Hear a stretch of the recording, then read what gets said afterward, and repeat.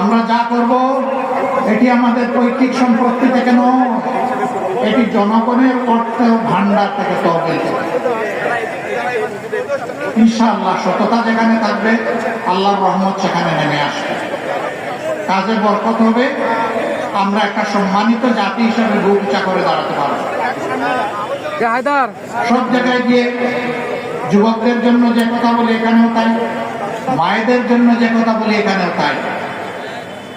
বিশেষ করে মায়েদের ব্যাপারে একটা স্পষ্ট বার্তা দিতে চাই। মায়েদের ইজ্জতের মূল্য আমাদের জীবনের চেয়ে বেশি। মায়েদের কোনো অপমান আমরা বরদাস্ত করব না। কোন লম্পটের জায়গা বাংলাদেশের ছবির উপরে হবে না। জনগণে তার মানে হচ্ছে চাঁদাবাজি, সন্ত্রাস, ফ্যাসিবাদ, দুর্নীতিবাদ এবং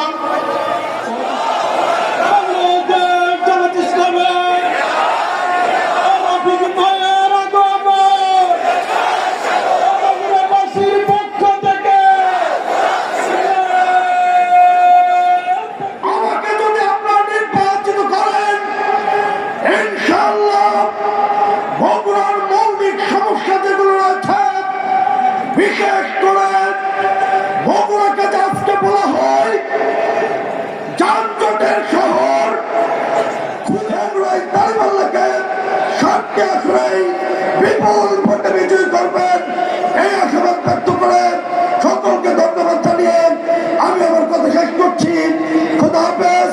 বাংলাদেশ জিন্দাবাদ, বাংলাদেশ জামাত ইসলামী জিন্দাবাদ। পূর্বের কোন নির্বাচন মিলবে না।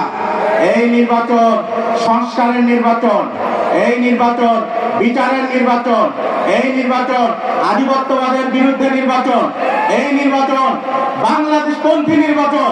ফলে আমরা অবশ্যই গণভোটে হাঁ দিব এবং বগুড়ার 7টি আসনে 10-2 লক্ষ জনের প্রার্থী সংগ্রামে বগুড়াবাসী আগামী 12 তারিখের নির্বাচন